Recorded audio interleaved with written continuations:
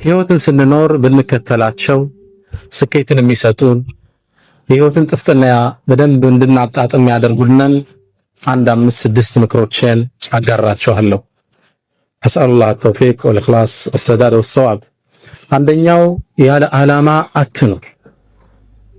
አንድ አባት ተጠየቁ፣ በህይወት ውስጥ ትልቁ ሸክም ምንድነው ተባሉ። አባት ሲመልሱ ምን አሉ? ምንም ነገር አለመሸከም አሉ። ኃላፊነት ሳትሸከም ሚና ሳይኖር ህይወትን መግፋት ትልቁ ሸክም። ህይወት ውስጥ ግብ ይኖራል፣ አሳክተነው የምናልፍ አንድ ነገር ይኖራል። ታሪክ ስናገላብጥ የምንታወስ አንድ ሰው ነው። ወኩን ረጁለን ኢናታው ባዕደሁ የቁሉነ መረ ወሀዘ አልአሰሩ። ሰውሁን ሰዎች ካንተ በኋላ ሲመጣ መረ ይሄው በዚህ አልፏል የሚሉት ሰው ወሀዘ አልአሰሩ ፋናው ይሄ አይደል እንዴ? አቋቁሞት የሄደው ኢንስቲትዩሽን፣ ገንብቶት የሄደው መስጂድ፣ ያስመረቀው መርከዝ ፋና ምድር ላይ ይታይ፣ ዝም ብለህ እንዳታልፍ። ትናንት አብደላ ወንድሜ ሲናገር ነጃሽን ከመሰረቱት ሰዎች ውስጥ ረሂመሁላህ ያለው አንድ ግለሰብ አለ። ሰው ያልፋል ማለት አሻራ ሊኖረን ይገባል መሬት ላይ። ቅድም ስለ ሱሃይብ ብን ሩሚ ዶክተር መሐመድ ነግሮናል። ግማሹን ታሪክ ነው የነገረን። ቁርአኑ ግን ተያይዞ የመጣ ሙሉ ታሪክ አለው። አላህ ሱረቱል በቀራ ላይ አያይዞ የጠቀሰው 2 ታሪኮች አሉ። ታሪኮቹን ልንገራችሁ፣ ለራሳችሁ የትኛው ቦታ እንደምትመደቡ ምረጡ። አንደኛው ግለሰብ በነብዩ ሰለላሁ ዐለይሂ ወሰለም ዘመን ወደ መዲና ገባ። ረሱል የታለው አለ። መስጂድ ነው። ወደ ረሱል ሰለላሁ ዐለይሂ ወሰለም መጣ። መስጂድ እንደገባም ለነብዩ መሐመድ ሰለላሁ ዐለይሂ ወሰለም ሰላዋት ያወረድ ኢንሻአላህ። እንደገባም የአላህ መልእክተኛ እኔ በአላህ አምናለሁ በእርሶም አምኛለሁ፣ ውስጤ ያለን ኢማን አላህ ያቀብኛል ብሎ ተናገረ። ከዛም ከመስጂዱ ወጥቶ እንደሄደ መዲና ዙሪያ የሚገኙ እርሻዎችን አቃጠላቸው፣ እንስሶችን ገደላቸው። በጣም የሚኮንን ስራን ሰራ። አላህ ክስተቱን ያየው ነበርና ይህ መጥፎ ሞዴል የህይወት ግቡ የተዛባበትን ግለሰብ እንደ ሳምፕል አላህ ቁርአን ላይ ጠቀሰልን።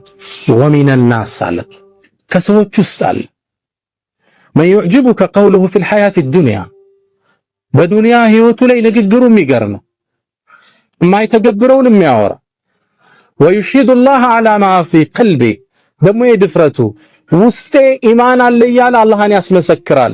እኔ ልንገር መሐመድ وهو ألد الخصام ድንበር ያለፈ ተከራካሪ።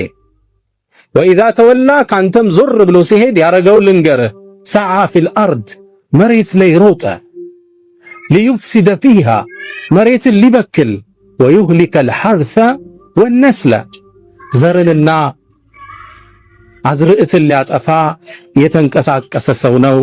ይህ ሰው በመጥፎ ሞዴል አላህ ጠቀሰው ቁርአን ላይ። ከዛው ስራ ያይዞ አላህ አንድ ታሪክ አስከተለ።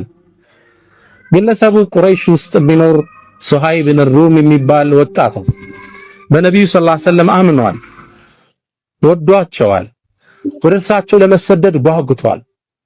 ቁረይሾች ግን ሊለቁት ፈቃደኛ አይደለም። አንድን አሳቻ ጊዜ መረጠና ወደ መዲና ስደት ሾልኮ ወጣ። ሲወጣ ግን ቁረይሾች ደረሱበት። ደም መያዝ አለብን ብለው ተሰልፈው ጦር አዘመቱበት ፈረሰኞችን። መንገድ ላይ እየሄደ እያለ ተከበበ። ሱሃይብ አሉት ጅእተና ስዕሉከን ደሃ ሆነ መጣህልን፣ መካ ውስጥ ሀብትን አጠራቅመ ወደ መሐመድ ትሄዳለህ እንዴ? ይህም አይታሰብም ማለት። ዱንያን እንደፈለጉ ተረዳ። እናንተ የቁረይሽ ሰዎች ሆይ ቀስተኛ መሆኔን ታቁኛላችሁ። ጀርባዬ ያሉ የቀስት ጦሮች እስኪያልቁ ድረስ እርስ አንድ ባንድ ገላቸዋለሁ። መንገዴን ልቀቁ አላቸው። በጭራሻል ገንዘብ ንብረት ይዘህ ልትኮበልል፣ ይሄም አይታሰብም። መጨረሻ ላይ ፍላጎታቸውን ስላወቀ በሉ እንግዳ ንብረቴ እዚህ ቦታ አለ፣ እሱም ብሰጣችሁ ታሳልፉኛላችሁ? ካንተማ ምን ሀጃ አለን አለ። ቦታውን ነገራቸው። ቤቱን ንብረቱን ጥሎ ሱሃይብ ወደ ነብዩ መሐመድ ሰለላሁ ዐለይሂ ወሰለም አቀና። ረሱል ጋር ከመድረሱ በፊት አላህ ለረሱል መልእክት አውርዶ ነበር። የሰራውን ጀብድ ታላቅነቱን እሱን አስመልክቶ እስከ የውመል ቂያማ የሚነበብ ቁርአንን አላህ አወረደ።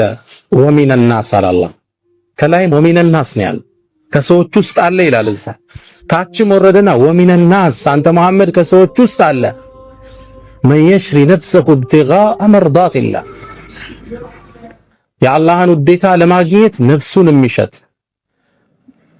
አንቀጹን አላህ ሲጨርሰው ምናል ወላሁ ረኡፉን ቢልዒባድ። አንቀጽ አቆጫጮ ጥልቅ ነው በተፍሲር ትንታኔ። አላህም ለባሮች እጅግ ሩህሩህ ነው በላቸው ይላል። ሁለት ሰዎችን አላህ እያይዞ ቁርአን ላይ ጠቀሰ። ቁርአኑ ስትከፍቱት ሱረቱል በቀራ ላይ ወሚነ ናስ መን የዕጁቡከ ቀውሉሁ ፊል ሐያቲ ዱንያ ይልና ወረድ ብሎ ወሚነ ናስ መን የሽሪ ነፍሰሁ ኢብቲጋአ መርዳቲላህ። ግብ ይፈልጋል ህይወት። በህይወት ጉዟችን ላይ የመጀመሪያው ትምህርቴ ግብ ዓላማ ይኖራል። አናሳንሰው ዓላማው አቅማችንን የመጠነ ችሎታችንን ያማከለ የሆነ ግብ ይኖራል። ለኢስላም የማይሆን ነገር የለም። ኢብኑ ከሲር አንድን ታሪክ ይጠቅሳሉ። ታሪኩ ይገርመኛል። አንዴ በኸሊፋዎች ዘመን የዛሬ 800 ዓመት አካባቢ መሆኑ ነው። አንድ የአገሪቱ አስተዳዳሪ አንዲት ሴትን መንገድ ላይ በእርሱ ዘበኞች አሳፍሶ ሲያስገባት አንድ ግለሰብ ከመስጂድ ሰወጣ አየሁት ይላል። ይችን ሴት በግዴታ ወስዶ ከተታት። መጥፎ ነገር ሊሰራባት እንደሆነ አውቄያለሁ። ወደ ቤቱ ተጠጋውና እባክህን ይችን ልጅ ልቀቃት ስለው ሊለቅ ፈቃደኛ አይደለም። እንዴት ይችን ልጅ ጥያት እሄዳለሁ? ሴት ልጅ ነች፣ አቅም የላት፣ ሊያበላሿት ነው። ይሄን አይቼ ባልፍ አላህ ይቆጣኛል። መልቀቅ አለብህ ብዬ ተታገልኳቸው። መጨረሻ እኔንም ስበው ከተቱና ጨርቅ አርገው አወጡኝ ይላል። አመቱ ኦሳሰል። ከዛም ለራሴ ምክንያት ሰጠው። እንግዲህ የቻልኩትን ታግያለሁ፣ አልሆነልኝም፣ አደማምተውኛል፣ ወደ ቤቴ ልሄዳለሁ። እርምጃ እንደጀመርኩ ልጅቷ አሳዘነች። ስለዚህ ምን ላረግ እችላለሁ?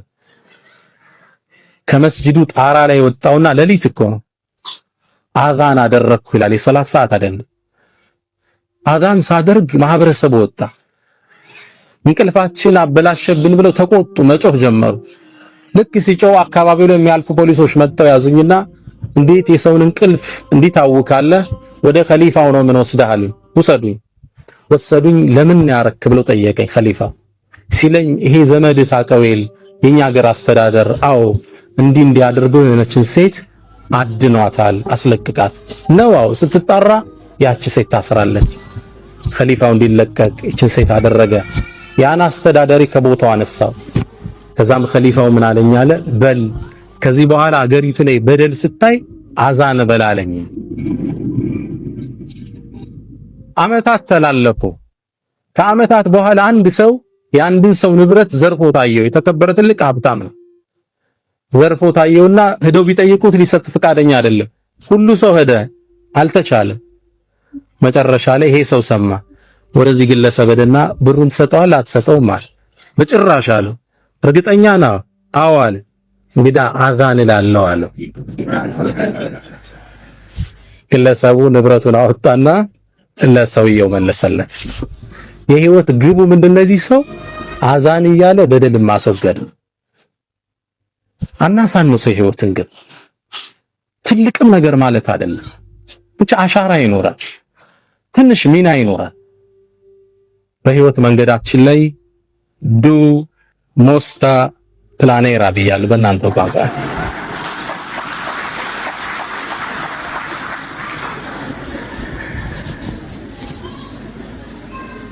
ከሁለት ወር በኋላማ በስዊዲሽ ነው ማስተምራችኋል ኢንሻአላህ። ሁለተኛ በህይወት መንገዳችን ላይ መጀመሪያው ጎል ይኖራል።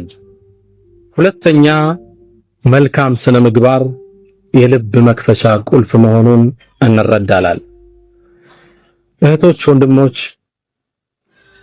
እናንተ የምትኖሩበት ሶሳይቲ ሙስሊም ያልበዛበት ማህበረሰብ፣ ምናልባትም ሙስሊምን በትክክለኛ እስልምናን የማያውቅ ማህበረሰብ ውስጥ ትገኛላችሁ። ያ ግለሰብ የሚያውቀው እናንተን እንጂ እስልምናን አይደለም። እስልምና ትዝ ሲለው በስራ አብሮት የሚሰራው መሐመድ ወይም ፋጢማን ነው ያ ግለሰብ የሚያስታውስ። ፋጢማ ጋር ሚስቴክ ካየ ኢስላም ውስጥ ሚስቴክ እንዳለ ያስባል። ስለዚህ እናንተ ቫይስ ጋራንት ኦፍ ኢስላም ናችሁ፣ የኢስላም አምባሳደር ናችሁ። አትጠራጠሩ። ጥሩ ስነ ምግባር ካዩባችሁ ኢስላምን ይወዱታል፣ ያነጻችሁን ዲን ይናፍቁታል። እናንተ ጋር ጋብ ካዩ ኢስላምን ነው የሚተቹት። ቁርአንም ያውቁት ይመስላችኋል እንዴ? አያውቁትም። ከናንተ መሃል አንድ ሰው አስነስቼ የቡድሃን መጽሐፍ የሚያውቃለ ብል የሚመልስልኛል አለ? ትርጉሙን አይደለም አይቶት የሚያውቃለ መጽሐፉ? አታውቁትም። የምታውቁት ቡድሂስቱን ብቻ ግለሰብ። ግልጽ ነው። የምታውቁት ግለሰቡን ነው። ጥሩ ከሆነ እነዚህ ቡድሃዎች ግን ጥሩ ሰዎች ናቸው ትላለህ። በሂደት ምን ትላለህ? መጽሐፋቸው ምን ቢሆን ነው ሃይማኖታቸው ትላለህ። በሰውየው መማረክህ ወደ ዲኑ የሚያዳርስህ በር። እናንተ ፕሮግራም ተሰጥቷችሁ አርፍዳችሁ ስትሄዱ እነዚህ ሙስሊሞች ፕሮግራም አይጠብቁም ነው የሚል እምነቱን ነው ባንድ የሚያወግዝ። እናንተ ሀገር መጥቶ ስኮላርሺፕ ስለተማረ እዚሁ አውሮፓ ውስጥ አንድ ሱዳናዊ የጻፋት መጣጥፍ ልቤን ነካችኝ። ግለሰቡ ርዕሱ ላይ ምን ይላል? ሌባ ነኝ እንዴ ይላል ርዕሱ። ሌባ ነኝ እንዴ ምን ገጥሞት ነው? በምኖርበት ትምህርት ቤት ውስጥ ይላል ከትምህርት ቤቱ በሚሰጠን ብር እየወጣን ዕቃ የምንገዛበት አንድ ሱፐርማርኬት ነበር። እዛ ሱፐርማርኬት ውስጥ ወጥቼ ዕቃ ገዝቼ እገባለሁ ሁሌ። ከዛ አንዴ ስወጣ ሁሌ የምገዛው አንድ የምግብ አይነት አለ። ሁሌ የምገዛው $20 ነው ያን ዕቃ። ከዛ አንዴ ግን ከጎኑ $25 የሚል ተመሳሳይ ዕቃ አገኘው። ከዛ በጣም ገረመኝና ለሱቁ ባለቤት ምን አልኳት? ይህ እኮ ተመሳሳይ ዕቃ ነው አልኳት። አዎ አለችኝ። ታዲያ ለምን የተለያየ ዋጋ ሰጠሽው? ዋው መሰጠት አለበት አለች። ለምን? ይሄኛው ድሮ የገዛ ነው። አሁን ግን ስናስገባ ዋጋ ጨምሯል። ስለዚህ ድሮ የገባው በ20 ነው፣ ያሁኑ ደግሞ በ25 ነው አለችኝ። በእኛ በነጋዴ ቋንቋ አይሄድምና ታዲያ ለምን ዋጋው ስለጨመረ ሁለቱን 25 ማታረጋቸው አልኳት። ሎጂካል ነው አይደል? እሷ ጠጋለችና ወደ ጆሮዬ ሌባ ነህ እንዴ አለችኝ። ግለሰቡ ጽሑፉ ሲጨርስ ሌባ ነኝ እንዴ ይላል ሲጨርስ። የአኽላቅ የሰዎችን ልብ የምንከፍትበት ቁልፍ ነው። እቺ ሰው አሁን ምን አይነት ስብዕና ቢኖራት ነው ትላለህ? 5 ብር መጨመር ትችላለህ። እርግጥም አዲስ የወረደው ምርት 5 ብር ጨምሯል። አኽላቅ አደራችሁን ስፔሻሊ እናንተ ዘንድ ትህትና ይፈልጋል። ለቀጠሩ ታማኝ መሆን ይፈልጋል። እውነተኝነት ይፈልጋል። ሀገር ቢያስወጣ